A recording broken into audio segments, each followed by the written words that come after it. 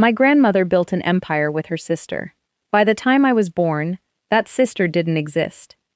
My name is Anna Wilder, and for 26 years I thought I knew exactly how my family's vineyard came to be. My grandmother, Eleanor Wilder, built it from nothing. That was the story. That was the only story, told at every dinner, printed on every wine label, framed in the tasting room where tourists took photos next to it. It took my grandmother's funeral, a box of letters nobody was supposed to find, and a 91-year-old woman in a care facility, 3 hours away, to show me that the story we told ourselves was a lie built on top of another lie, and that the women in my family had been quietly destroying each other and quietly protecting each other for 47 years. I want to be careful about how I say this next part because I've had a long time to think about it and I still don't have it clean. I did not grow up in a cruel family. Nobody hit anybody. Nobody screamed. There were no dramatic exits at Thanksgiving, no slammed doors, no cousins who stopped speaking over something everyone remembered differently. My family was pleasant. That was the whole architecture of it. We were pleasant with each other the way people are pleasant in a waiting room, and I mistook that, for 26 years, for peace. It wasn't peace. It was maintenance. Somebody was doing an enormous amount of quiet work to keep everything looking that smooth, and it took me most of one summer to figure out who, and why, and what it had cost the people who weren't in the room. This is the story of Wilder Vineyards. It's the story of my mother and her sisters, and it's the story of the woman none of us were ever told about, until she was the only one left who could tell us the truth. Wilder Vineyards sits on 400 acres of hillside, the kind of land that photographs well in every season, which is part of why it became successful long before the wine itself was actually good. My grandmother, Eleanor Wilder, was 89 when she died, and by the time she went, Wilder wasn't just a family name. It was a label people paid extra for. Growing up, I heard the founding story so many times I could recite it in my sleep. Eleanor, 36 years old, widowed young, my grandfather died in an accident long before I was ever born, inherited a stretch of unfarmed hillside from her mother, and turned it, through sheer will and a decade of 18-hour days, into one of the most respected wine labels in the state. Self-made, self-taught, alone. That word, alone, did a lot of work in our family, and I never once thought to examine it. It was always delivered as a compliment. She did it alone. She didn't need anyone. Isn't that remarkable? I must have heard some version of that sentence 400 times before I understood that it wasn't a description of my grandmother's strength. It was a description of a hole in the story, shaped exactly like a person, that everyone had agreed to call a virtue. My mother, Margot, was the oldest of Eleanor's 3 daughters, and she'd spent her entire adult life running the business her mother built. She started in the tasting room at 16, learned the vineyard from soil to bottle, and by the time I was in middle school, she was the one who actually kept the company running, while my grandmother did press interviews and posed for magazine spreads about the woman who built an empire from dirt. If you want to understand my mother, understand this. She has never once, in my hearing, corrected anyone who gave my grandmother credit for something my mother did. Not out of humility, exactly. My mother isn't humble. She's unbothered by credit in a way that most people find either admirable or slightly unnerving. She has a builder's relationship to work.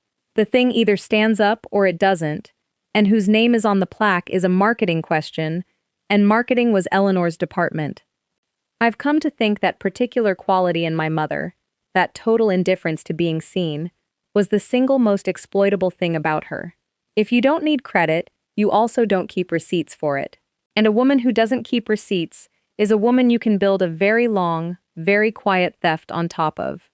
My Aunt Josephine, Jo, everyone called her, was the middle daughter, 5 years younger than my mother, and she'd taken a different path entirely.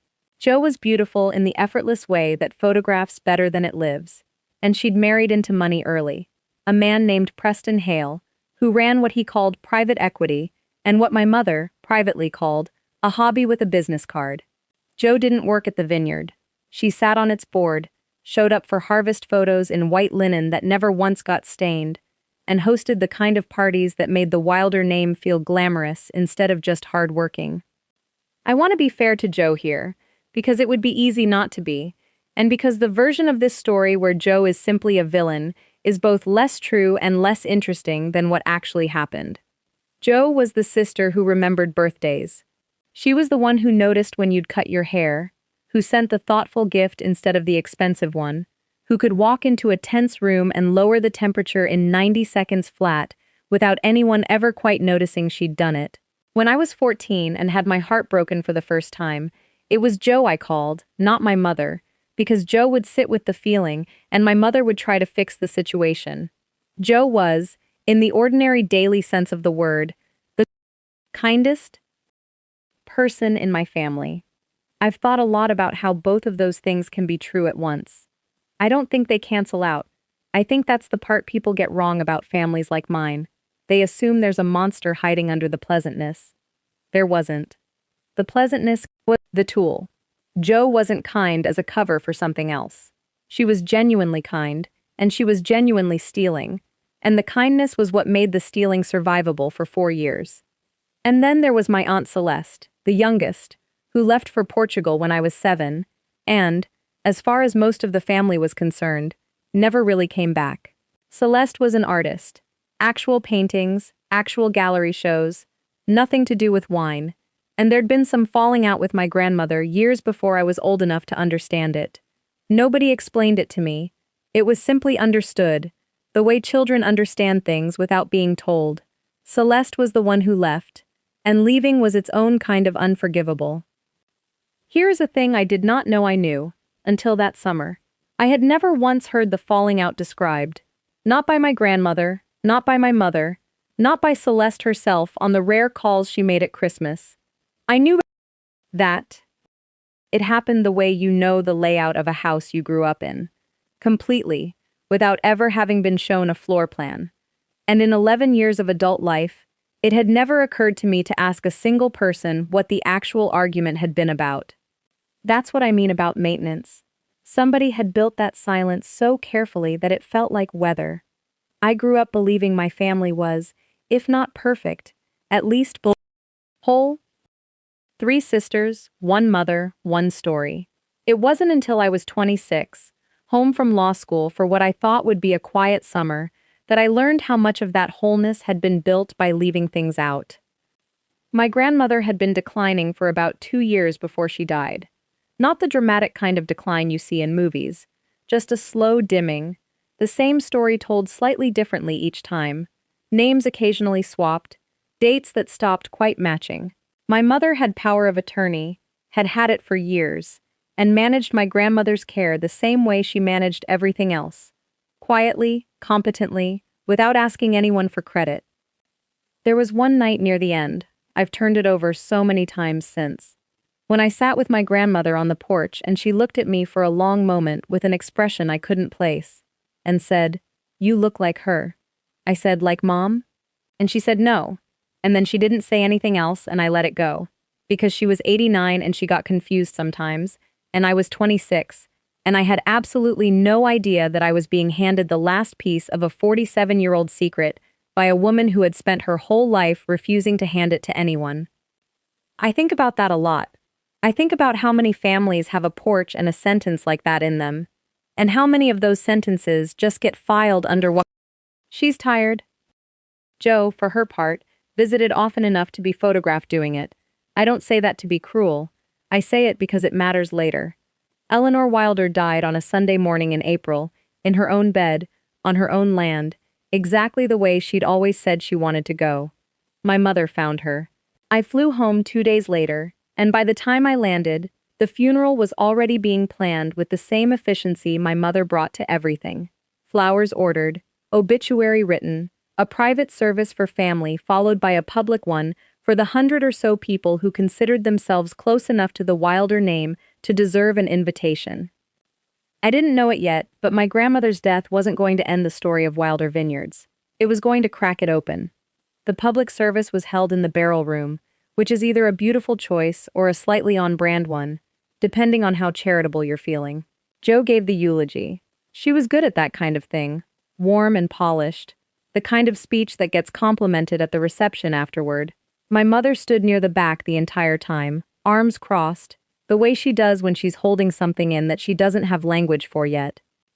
I still remember one line from that eulogy, because at the time it moved me, and because 8 months later it would read like a confession. Joe said, "My mother understood that a family is a story you agree to tell together." 100 people nodded. Somebody actually said, "Here, here," which is not a thing people say in a barrel room in April. But grief makes theater of everyone. A story you agree to tell together. It's a beautiful sentence. It's also, if you sit with it long enough, a description of a conspiracy. Celeste flew in from Portugal for the first time in 6 years. She looked older than I remembered, and thinner, and she stood apart from both of her sisters the entire service, close enough to be present, far enough to make clear she wasn't fully back. At the reception, I watched Joe cross the room to Celeste 4 separate times, and I watched Celeste's shoulders do the same small defensive thing each time, and I read it, completely, confidently, wrongly, as a younger sister who'd been away too long being uncomfortable around a family she'd chosen to leave. That's what everyone read it as. That's what it had been designed to be read as. What was actually happening in that room, though I wouldn't understand it for 4 more months, was one woman checking on the wall she'd built, the way you'd check a fence after a storm. The will reading happened 4 days later, in the office of a family attorney named Diane Okafor, who had handled Wilder legal matters for almost 20 years and knew, better than any of us, exactly how complicated this family's paperwork had become. I wasn't supposed to be in the room. I was a granddaughter, not a beneficiary in any direct sense. But my mother asked me to come, quietly, the night before. "I want a lawyer's eyes on this who isn't already involved," she told me. "Even a law student's eyes." I asked her what she was worried about. She said nothing. Then she said, "I don't know." Then she said, "Just come," and went upstairs, and I sat in the kitchen for a while, thinking about how my mother had just given me 3 different answers to one question in under 10 seconds, which was not a thing my mother did. I didn't understand yet what she thought there was to catch. Diane read through the will efficiently. The vineyard's operating company would pass into a family trust, split into equal thirds among the 3 sisters. That part surprised no one. Margot would remain CEO, continuing the role she'd effectively held for a decade already. That too felt right. Fair, expected. Then Diane reached the part of the will that would end up defining the next 4 months of all our lives. Eleanor had added a codicil 18 months before her death, a clause requiring unanimous agreement from all 3 daughters as equal trustees for any major decision affecting the company: asset sales, new debt, changes to leadership, changes to the trust structure itself. On paper, it looked like a mother trying to keep her daughters equal partners even after she was gone. A nice sentiment. Sisterly. Fair. My mother's face, when Diane read that clause aloud, did something I'd never seen it do before. It went carefully, deliberately blank. The specific blankness of someone doing very fast math and not liking the answer. I want to note something about Diane here, because she matters later, and because she was, in her own quiet way, the second person in this story to notice something was wrong. When she read the codicil, she paused. Not dramatically. Just a half beat longer than the sentence needed. The way a person pauses when they're reading something aloud that they'd flagged privately and then decided wasn't theirs to flag out loud. I caught it because I was a law student, and I was watching the lawyer instead of the family, which is the only useful thing my education contributed to that entire afternoon. Later, much later, I asked her about it. She said, "It's not my job to have opinions about my client's instructions." And then, after a moment, "It was drafted by someone else." That's all I'll say. Eleanor didn't come to me for it, and in 19 years, Eleanor came to me for everything. "She never mentioned that to me," my mother said quietly, after the reading ended, and Joe had already left to take a phone call in the hallway. "She mentioned it to me," Joe said, stepping back in, catching the tail end of the sentence. "About a year ago. I helped her find the attorney who drafted it, actually." She smiled, the easy, practiced smile she wore at galas. "I thought it was a lovely idea, keeping us all equal partners, the way she always wanted. Here's what I noticed and dismissed. Joe answered a question my mother hadn't asked her. My mother had said, she never mentioned that to me.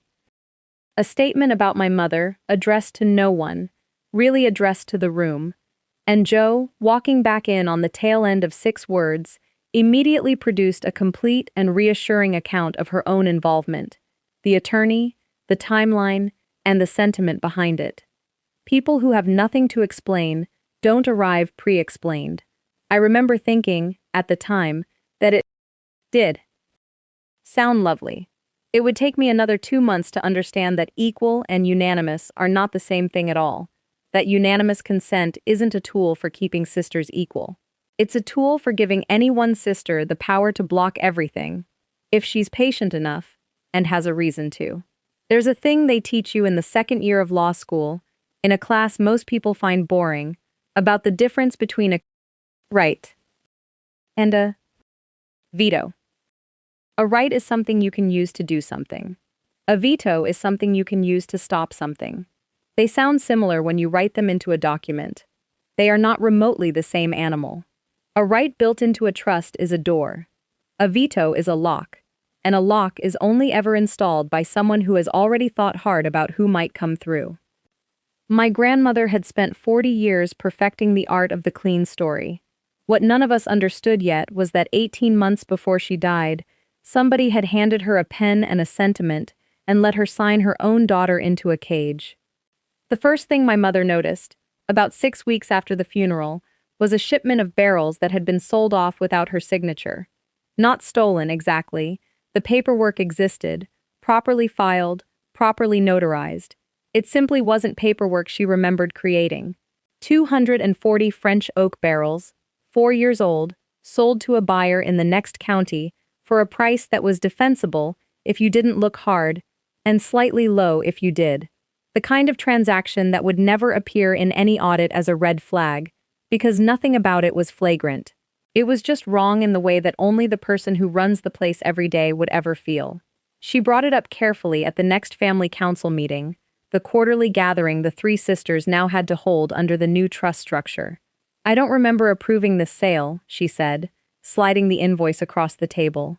Joe barely glanced at it. "You probably just forgot, Margot. You've had a lot on your plate." It was such a small sentence. I've since learned that this is how it always works. Nobody tells you that you're losing your mind. That would be too big. You'd fight it.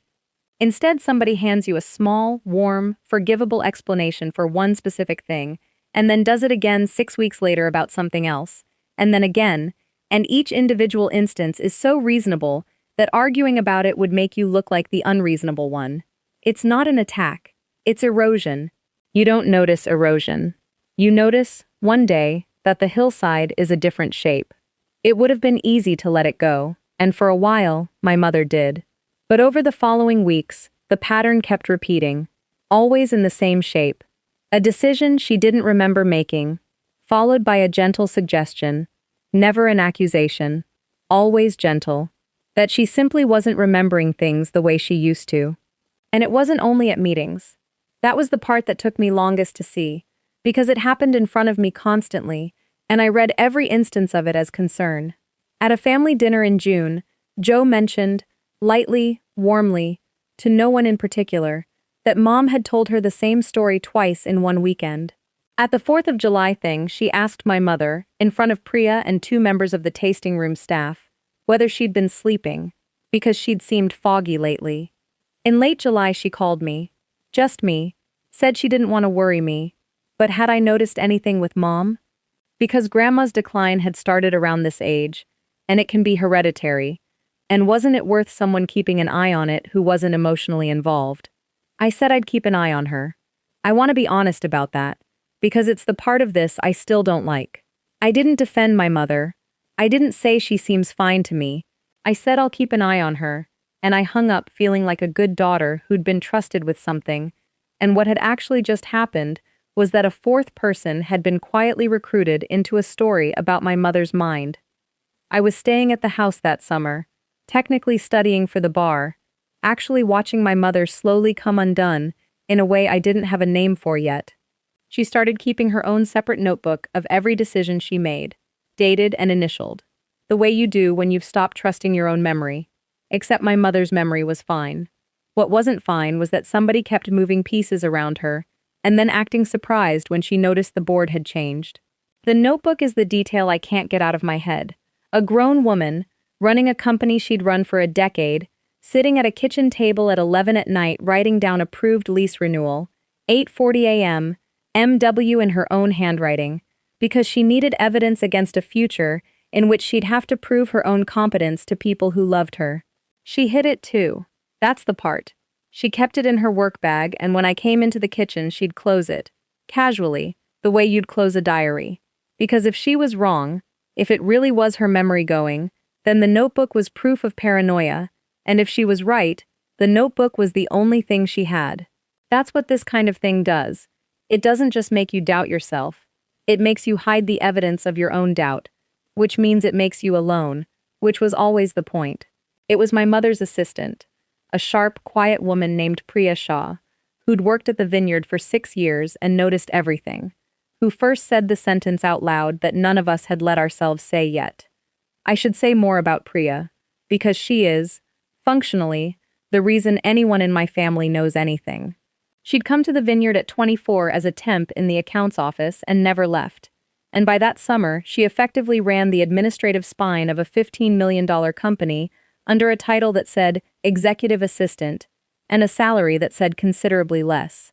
She has a mind like a filing system with a grudge. She remembers document numbers. She remembers what day of the week something happened in 2019. She also had the single quality that made all of this possible.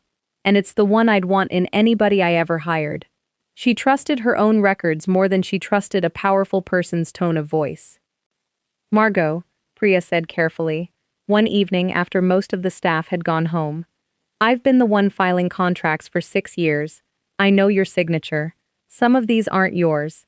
She laid 3 documents on the desk: the barrel sale, a lease amendment on a storage facility, and a vendor contract that had quietly doubled a supplier's rate.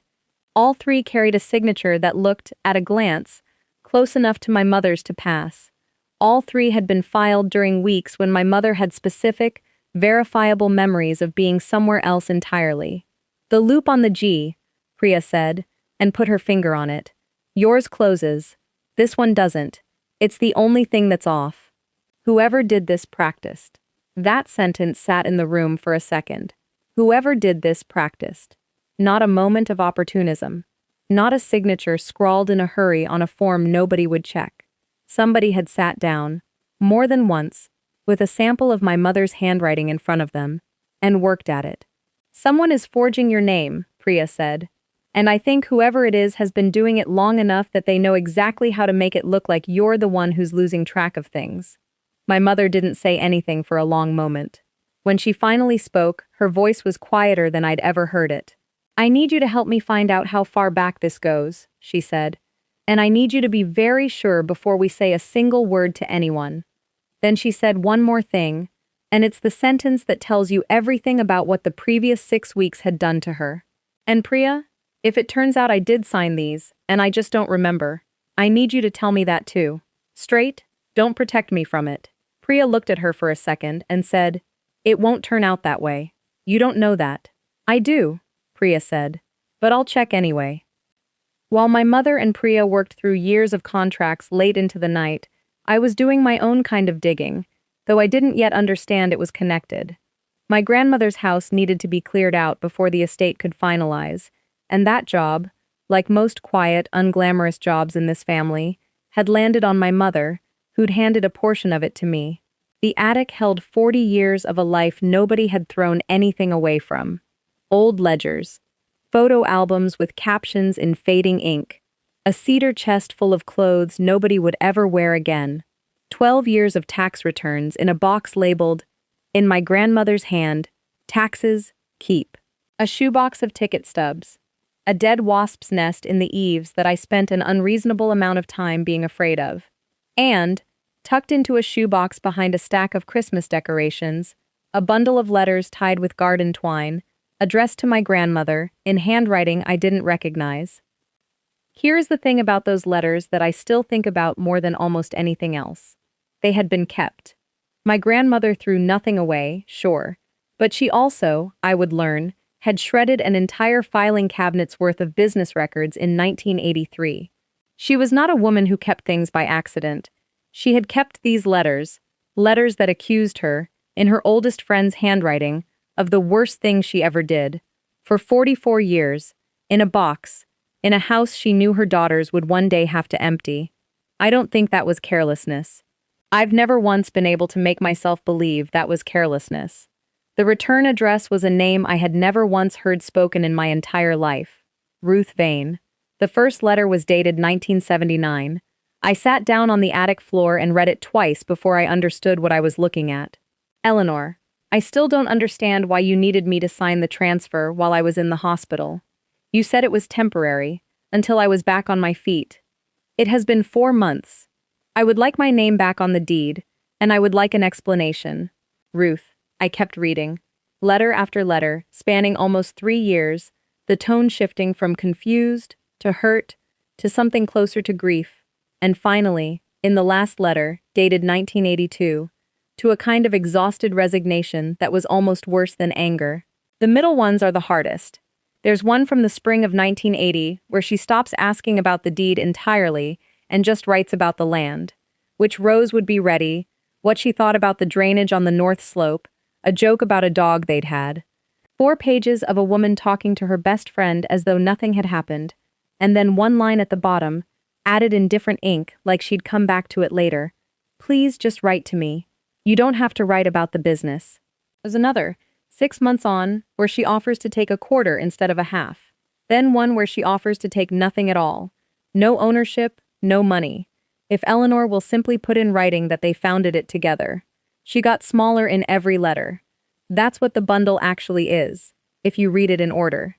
It's a document of a woman negotiating herself down, over 3 years, from half of everything to please say my name, and being refused at every single step by silence. I understand now that you were never going to give it back. I don't know what I did to deserve being erased from something I helped build with my own hands and my own money. I hope it was worth it to you. I won't write again. I sat in that attic for almost an hour before I could bring myself to go find my mother. It was July, and the attic was well over 100 degrees, and I remember being aware of the heat as a physical fact and completely unable to care about it. I remember the specific thought I kept having, which was not about my grandmother at all. It was, this woman might still be alive. Mom, I said, laying the letters on the kitchen table between us. Who is Ruth Vane? My mother went very still. It was the second time in 6 weeks I'd seen that particular stillness on her face, and I was starting to understand it as the specific look of a Wilder woman encountering a piece of the family story that didn't match the version she'd been raised on. I don't know, she said slowly. I've never heard that name in my life. She read all of them.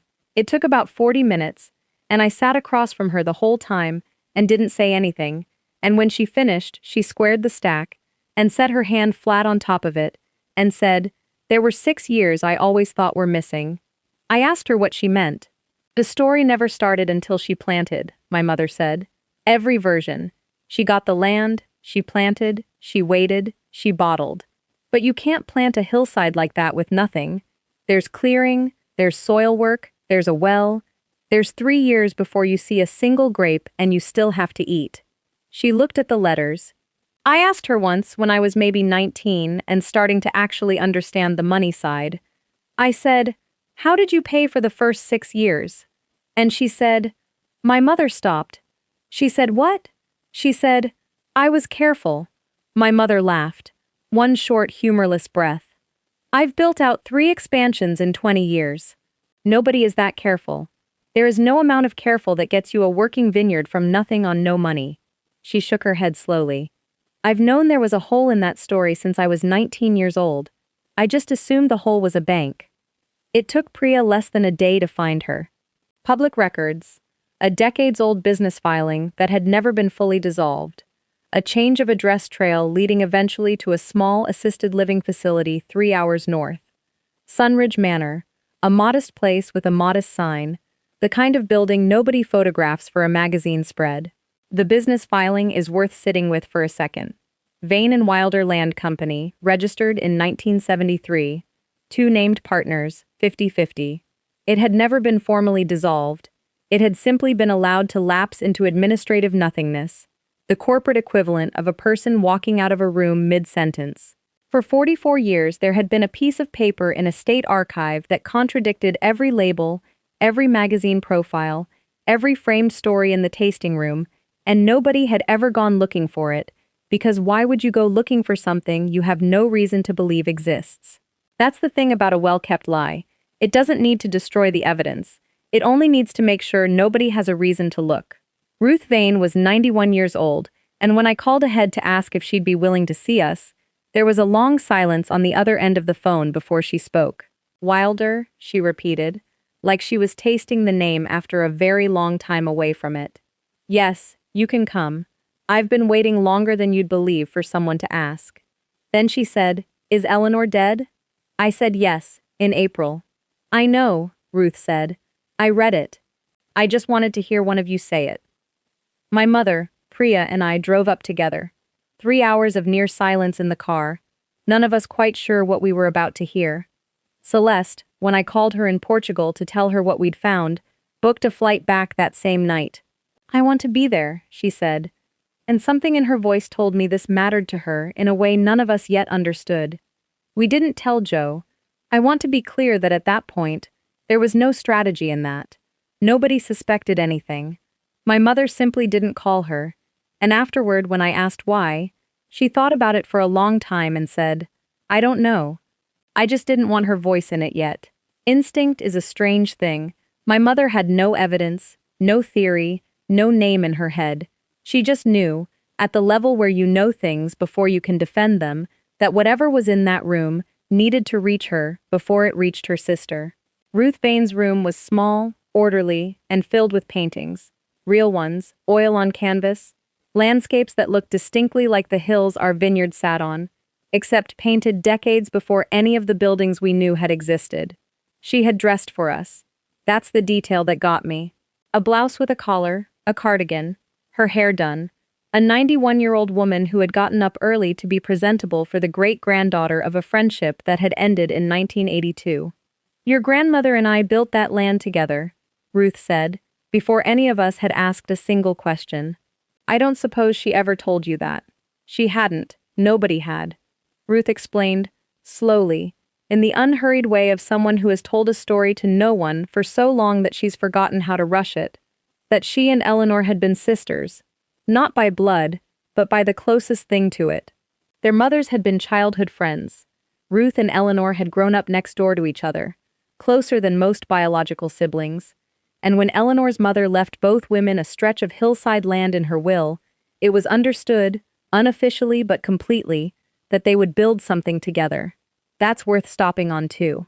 Eleanor's mother left both women the land.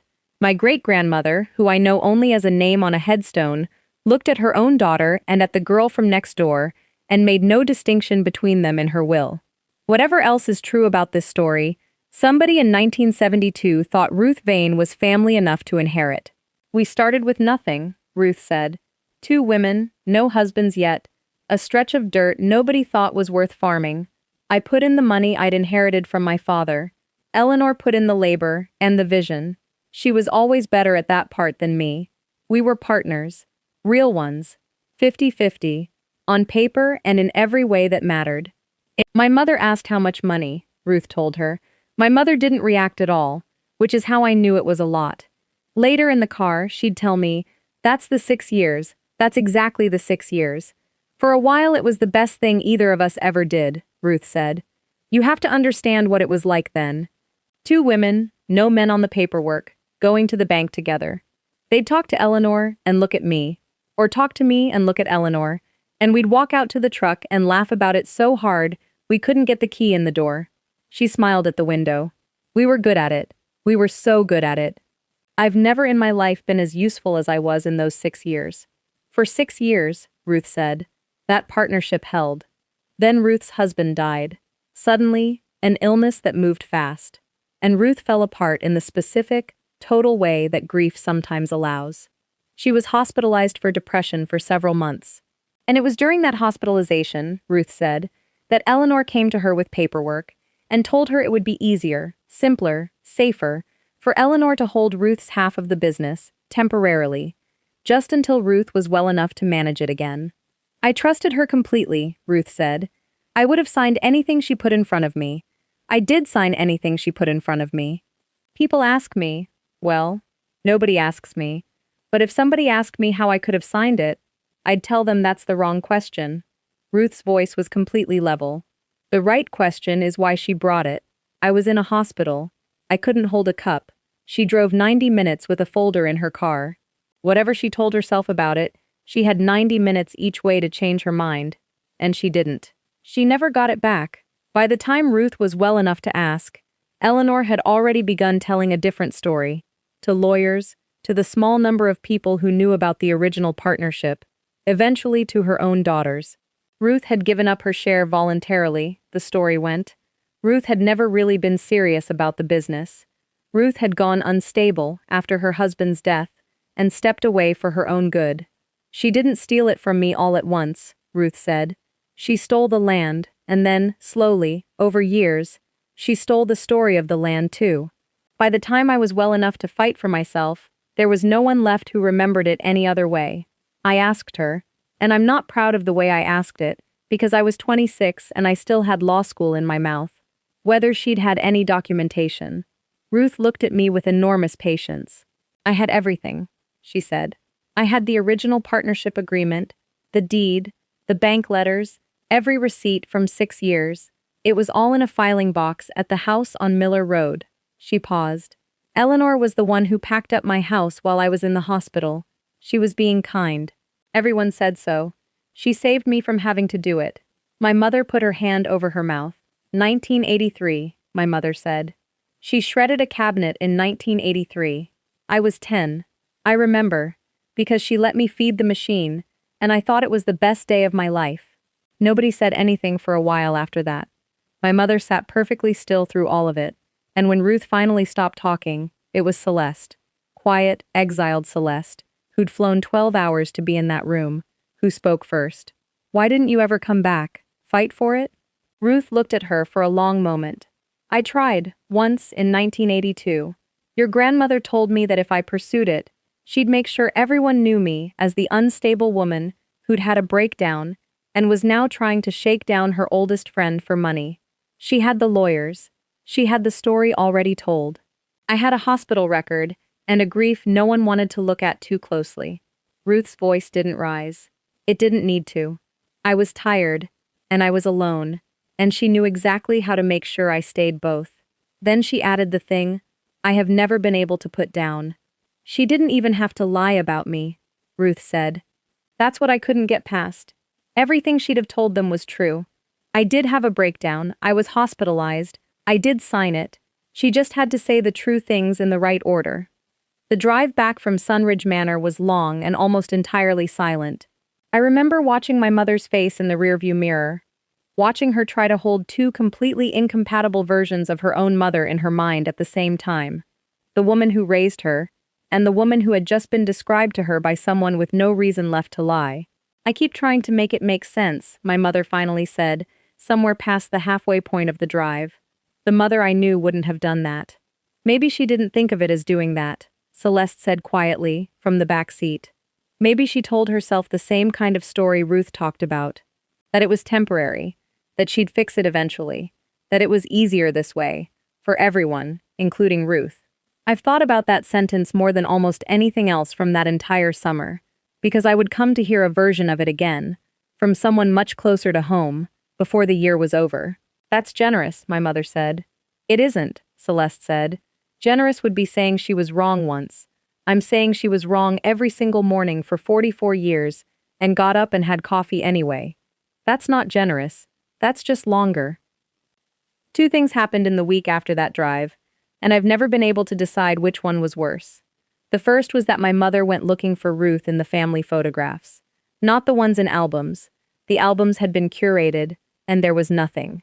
But there was a shoebox of loose prints in the hall closet that nobody had ever organized, and my mother spent an entire Saturday going through it with a magnifying glass she'd bought specifically for the purpose. She found 4. A woman standing at the far edge of a picnic. A pair of hands in the corner of a frame, holding a baby that turned out to be my mother. A back of a head. And one clear one. Ruth, maybe 35, laughing at something out of frame, standing on a hillside my mother had walked every day of her adult life. My mother put that one in a frame. Not a big one. She put it on the shelf in her office, and when people asked who it was, she said, "That's Ruth. She built this place." She was doing that for months before any of the legal side got resolved. I think it was the only thing she felt she could actually do. The second thing was that Priya, meanwhile, had kept working through the vineyard's records while we were gone, and she'd found something that made the whole shape of the last 6 weeks click into place with a suddenness that felt almost physical. The forged signatures didn't start after Eleanor's death. They started 19 months before it. Right around the time, Priya pointed out carefully, that the unanimous consent codicil had been added to the will. Whoever forged these signatures, Priya said, laying a timeline across the kitchen table, had access to your mother's signature, knowledge of the trust structure before it was public, and a reason to want unanimous consent power in place before Eleanor died, not after. She had built it as a physical thing, the timeline. Index cards, taped end to end, running down the length of our kitchen table and off the edge of it. Blue cards for documents, yellow for the codicil, red for anything where my mother had a verifiable alibi, a flight, a hotel, a photograph with a date on it. "Look at the shape," Priya said. "It's not random. Every single one is in a 2-week window after a board distribution. Whoever's doing this waits until money moves normally, and then moves theirs behind it." End quote. My mother stared at the cards. "And there's a gap," Priya said. "March to May last year. 11 weeks, nothing." What was March to May last year? Priya checked. Preston Hale had a heart procedure. Joe posted about it. She was at the hospital in Denver for most of it. There was only one person in this family who'd mentioned, at the will reading, that she'd helped Eleanor find the attorney who drafted that clause. My mother looked at the timeline for a long moment. Then she looked up, and for the first time in 6 weeks, I saw something in her face that wasn't confusion or grief. It was clarity. "Joe," she said. And then almost immediately, she said, "No, wait. Do it again. Do it assuming it's me." Priya said, "Margot, I mean it." My mother's voice was completely steady. "I've spent 6 weeks being told I don't remember things. If I'm about to accuse my sister of a felony, I want to have honestly asked whether I'm the one who's wrong. Run it against me. Try to make it fit." Priya spent 2 days trying to make it fit. It didn't fit. Not the alibi weeks. Not the account access logs. Not the 11-week gap in Denver. But my mother made her try, and I've never stopped being proud of her for that, because I don't think most people would have. Most people, handed a story that finally explains 6 weeks of being made to feel insane, grab it with both hands and never let anyone test it. My mother tested it first. Then she picked it up. It took another 3 weeks to build something solid enough to bring to Joe directly, and most of that work belonged to Priya, who approached the vineyard's finances with the same patience Ruth had once used, describing 40 years of quiet erasure. What Priya found, piece by piece, was this. Joe's husband Preston's private equity business had in fact collapsed almost 4 years earlier. Quietly, the way these things collapse when the person involved has enough social capital to keep it out of any headlines. There was no bankruptcy. There was no lawsuit. There was a fund that stopped filing, a website that stopped updating, and a man who kept an office he no longer paid for because the building's owner was a friend from college and it seemed rude to bring up. Joe had spent those 4 years maintaining the appearance of a life she could no longer actually afford, and she'd done it, in large part, by slowly siphoning value out of a company she didn't run day to day, but did, on paper, co-own. The barrel sale, the storage lease amendment, the vendor contract with the quietly doubled rate. That one, it turned out, was a kickback arrangement, a supplier paying Joe a private commission in exchange for Wilder Vineyard's business, funneled through an account with a name generic enough that no one had thought to look twice at it. Small thefts, individually deniable, that had added up, over 4 years, to just over $600,000. I want to be specific about what the money went to, because when people hear $600,000, they picture something lurid, and it wasn't. It went to 2 private school tuitions. It went to 4 years of a mortgage on a house that had been refinanced twice. It went to a club membership, a horse, a leased car, 3 international flights a year, and a standing weekly order at a florist. It went to a housekeeper Jo could not bring herself to let go of, and to that housekeeper's health insurance, which Jo had quietly been paying for since 2019. And a not insignificant portion of it, this is the part that broke something in my mother, went to Celeste.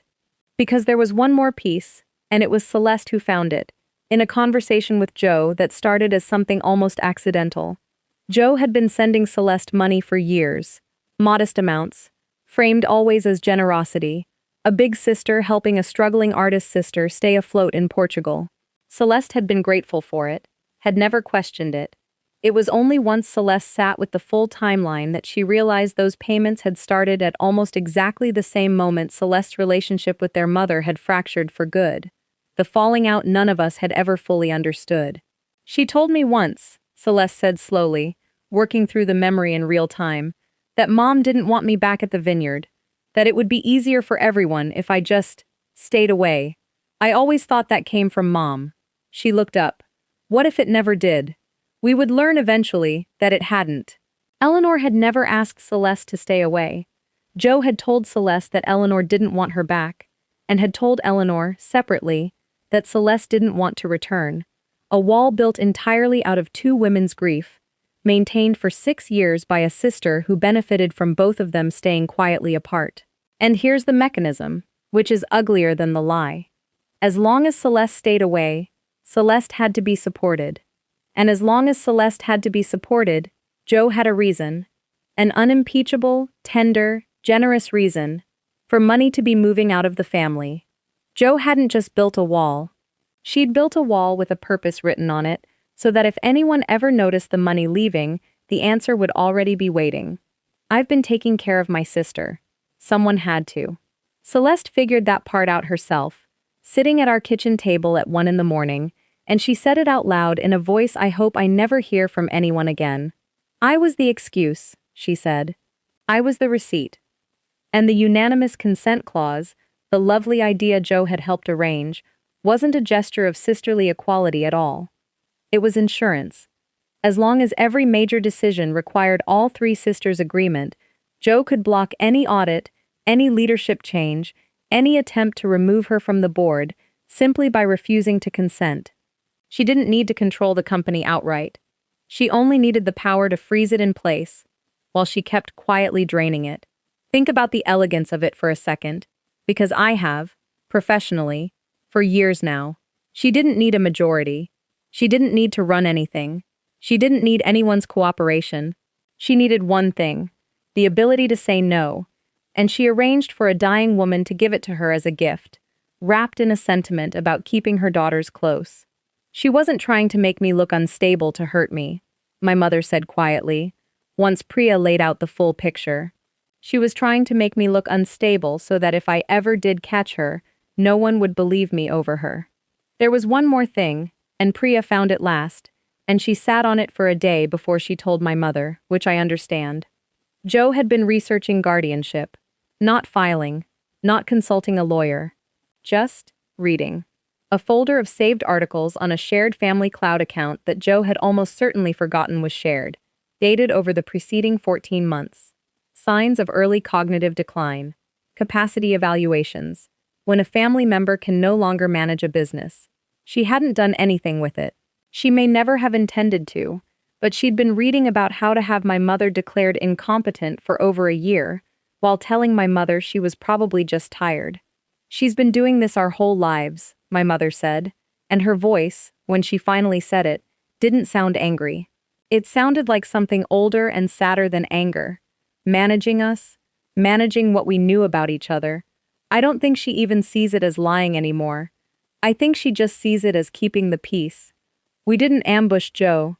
My mother insisted on that, even after everything. She wanted it done properly, with Diane Okafor present, with every document laid out clearly enough that there'd be no room for a soft, reasonable explanation to slide in and blur the edges of what had actually happened. That was, I think, the hardest single decision my mother made all year, and it had nothing to do with mercy. It was tactical. My mother understood something about her sister that took me much longer to see. Jo had never in her life lost an argument she was allowed to participate in. Give her a conversation and she'd win it. Not by force, but by warmth. By finding the one true thing in the room and holding it up until everyone forgot about the rest. So my mother took the conversation away. She replaced it with paper. Jo got a calendar invitation. That's all, family council, barrel room, 2 p.m. No subject line, no agenda, sent by Priya from the general office account the way 90 other meetings had been sent. The meeting took place in the same barrel room where Jo had given Eleanor's eulogy 4 months earlier. Celeste flew back in for it. Ruth, at her own quiet insistence, came too.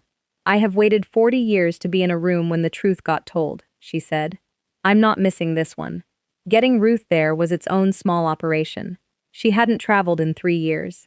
There was a wheelchair, and a nurse who came along and then sat in the tasting room reading a paperback for 4 hours, and a stop at a gas station outside Fairview, where Ruth insisted on getting out and standing up, because, she said, she wanted to see the hills from the road one more time while she was still angry enough to enjoy it.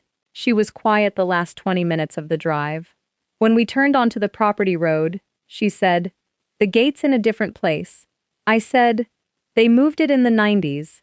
It's better there," Ruth said, and then didn't say anything else until we were inside. Jo arrived expecting, I think, another quarterly council meeting. She came in talking. Something about the traffic, something about a caterer, the ambient warm noise she filled every room with, and she was already 3 sentences in before she registered the shape of the table. It took perhaps 90 seconds, the length of time it took Diane to lay the first 3 documents on the table, for her expression to change completely. I watched it happen. I've never seen anything like it before or since. It wasn't panic. It was more like watching someone quickly, silently, run every available exit and find them all closed, and then arrive at composure, which is what she reached for. "I don't know what you think this is," Jo said, and her voice had the same easy, practiced quality it always had. The tone that had smoothed over every uncomfortable moment in this family for as long as I'd been alive. "Sit down, Jo," my mother said. Not unkindly. Jo sat down. "We know about the kickback account," my mother said. "We know about the forged signatures. We know the unanimous consent clause wasn't Mom's idea to keep us equal. It was your idea, to keep yourself protected." She paused. "And we know about Ruth." Jo's eyes moved to Ruth for the first time since the meeting began, and something flickered there. Not quite recognition, because Jo had never met her, but something closer to the specific dread of watching 2 separate lies collapse into each other at the same moment. "I don't know who that is," Jo said, and the words came out a half-second too fast. I'd heard that half-second before. I'd heard it in Diane Okafor's office, 4 months earlier, when Jo had walked back in on the tail end of a sentence and produced a complete, warm, unrequested account of how helpful she'd been about the attorney.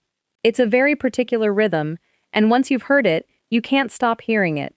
It's the sound of an answer that was prepared for a question nobody had asked yet. A sentence that's been sitting in someone's mouth so long, it comes out with the shape of the box still on it. My mother didn't argue with her. That was the strategy, and she held it. "You don't have to know her," she said, "but you built the exact same wall around Celeste that Mom built around Ruth 40 years ago. You just didn't know you were repeating something. You thought you invented it." Then Diane started laying out the rest. I'd like to be able to describe that hour as dramatic, and it wasn't. It was the least dramatic hour of my entire life, and that's exactly what made it unbearable. Diane read document numbers. She said things like, "This is the notarization log for the 14th, and this is the corresponding travel record." Priya answered 2 technical questions about account access. There was a moment where somebody's phone buzzed and everyone ignored it. Jo tried, for a while, the same defenses my mother and I had already read once before, in a different hand, in a bundle of letters tied with garden twine. It was temporary. She'd meant to fix it. Preston's business had just needed a little more time, and she hadn't wanted to worry anyone, and she'd always intended to pay it all back once things stabilized. I hadn't expected that. That's the thing I want people to hear. I had spent 3 weeks preparing to hear my aunt say something monstrous, and instead she said, almost word for word, The things my grandmother had said in 1979 to a woman in a hospital bed. Temporary. Until things settle. I'll put it right. Nobody had taught her those words. Nobody had sat her down and passed them on. She'd simply arrived at them, the way you arrive at a family recipe you never wrote down, because she'd been raised in a house where that was what you said when you took something, and she had absorbed the grammar of it before she was old enough to know she was learning anything at all. That's the part that scared me. Not that my aunt was a thief, that she was fluent. "Show me where you were going to get $600,000, my mother said. Margot. No. I'd genuinely like to know. Not to trap you. I want to know if there was a plan, because if there was a plan, I can be angry at a plan." My mother's hands were flat on the table. "If there wasn't one, then what you've been doing for 4 years isn't borrowing. And I need to know which conversation we're having." Joe said nothing for a long time. "There wasn't a plan," she said finally. "Okay," my mother said. "Thank you." And that quiet, awful thank you, was the moment the meeting turned, because it was the first true sentence anyone had gotten out of Joe in 4 years, and my mother received it like a gift instead of a scalp. "I was protecting this family," Joe said finally, and for the first time, her voice cracked slightly. "If people knew Preston's business had failed, if people knew we were struggling, do you know what that would have done to how people saw us? To how they saw the Wilder name?" "People," my mother repeated. "Yes, people." "Which people, Joe?" My mother wasn't shouting. She never shouts. "Name one. One person whose opinion was worth doing this to me for. I've run this company for 11 years, and I could not tell you the name of a single person whose regard I'd trade a Tuesday for, let alone my own sister's mind." She stopped, breathed. "You made me write down what I did every day. In a notebook. Like a patient." Joe said, "I didn't. You called my daughter." The room went very still. "You called Anna in July and asked her to watch me for signs. She's 26. She loves you." My mother's voice finally moved, just slightly, on that last part.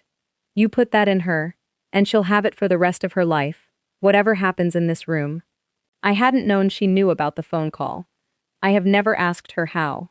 Joe started to cry then, and I want to say something honest about that, because it's the thing people always want to know afterward. Was it real? Yes. It was completely real. That's what nobody understands about people like my aunt. She wasn't performing grief to manipulate a room.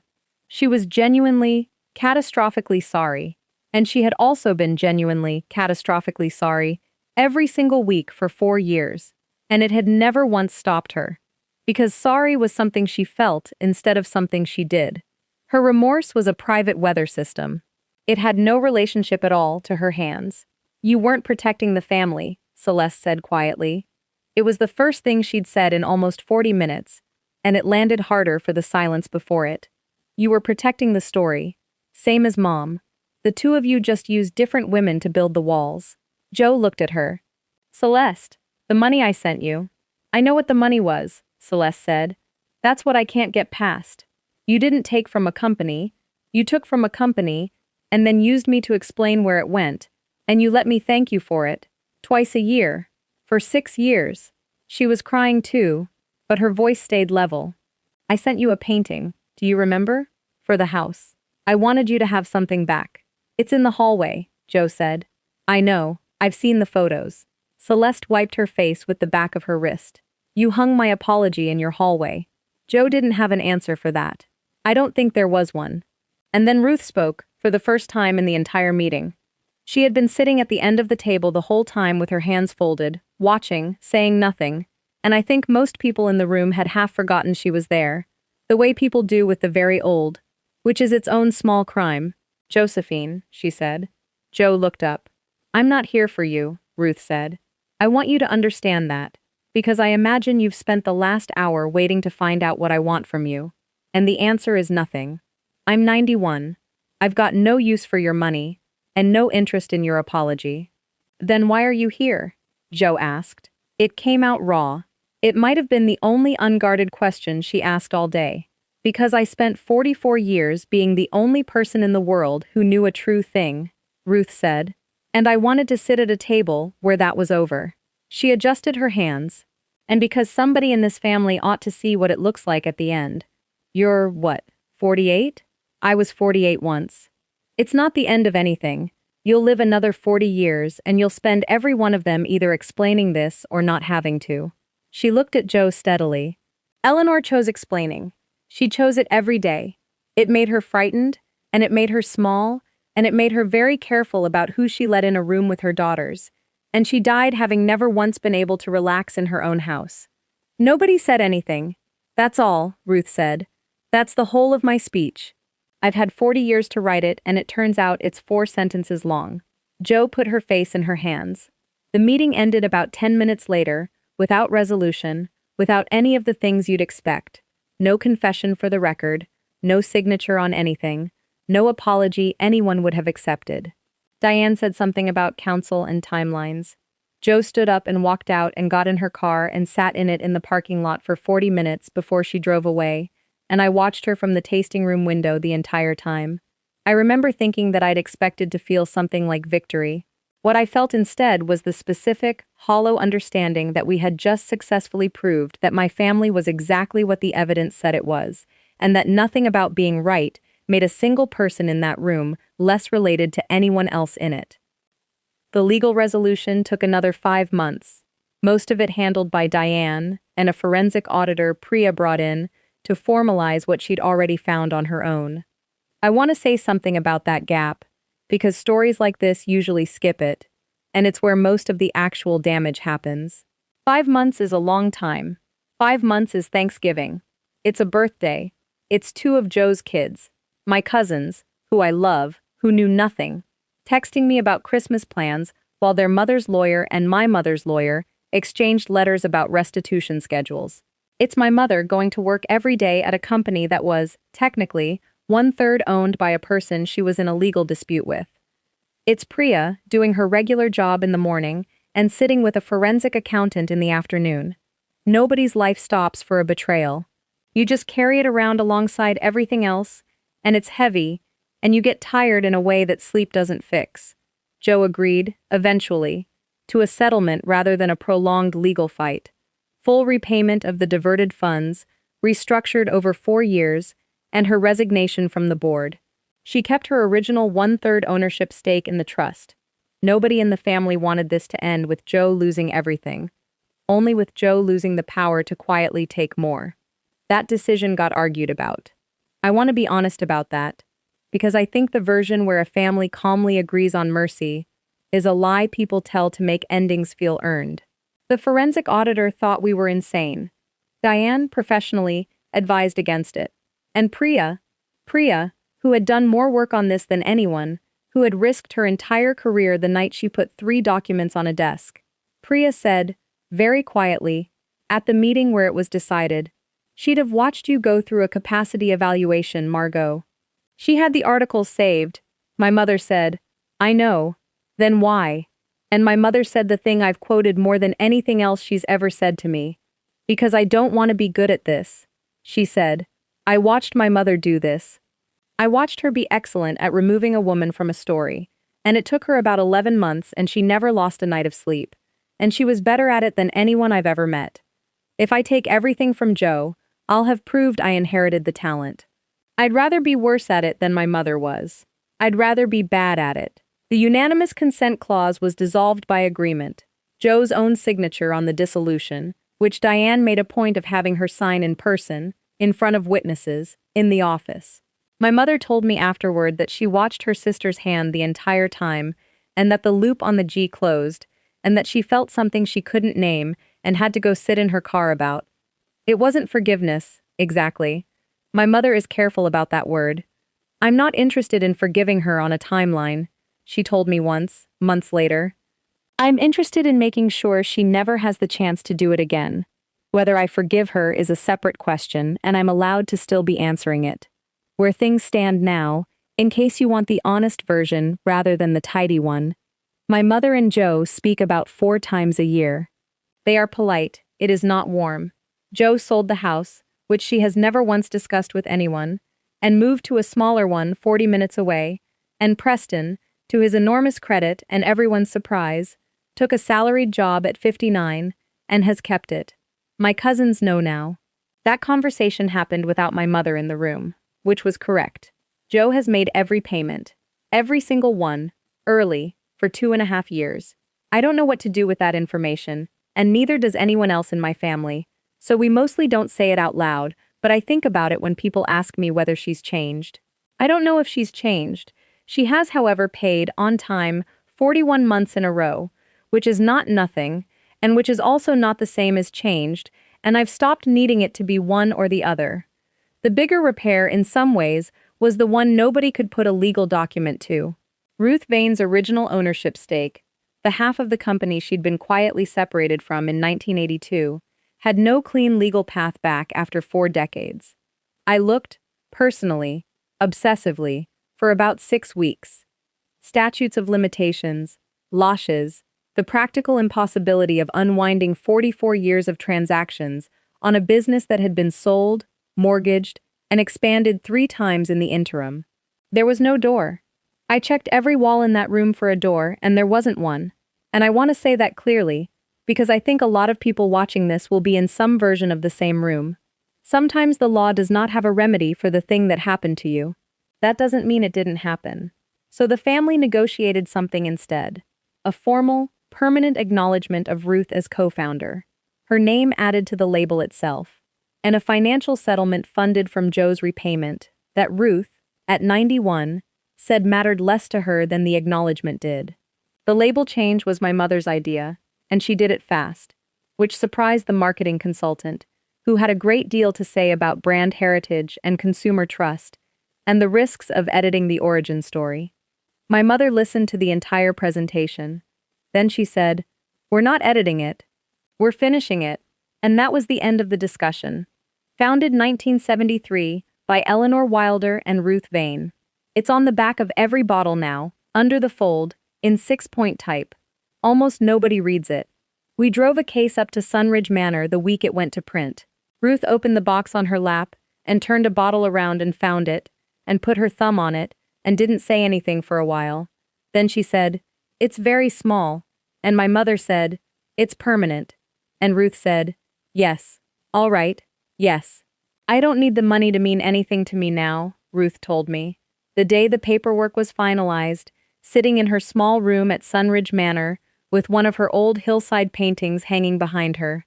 I needed someone once, in my lifetime, to say my name out loud in that family, and mean it. That's the part I thought I'd die without. Ruth Vane died 14 months later, at 92, at Sunridge Manor, in the spring.